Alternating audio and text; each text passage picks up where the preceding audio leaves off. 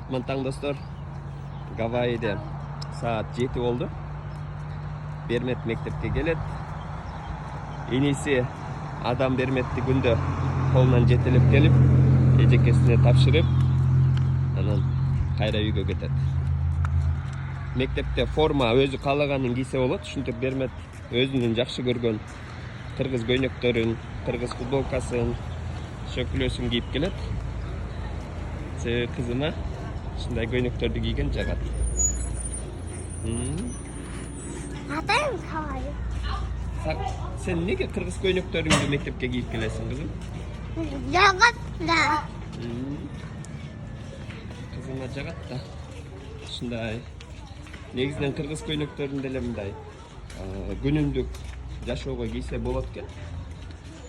Бермет сонун кылып эле кийип чуркап, ойноп, спорт кылып жүрөт.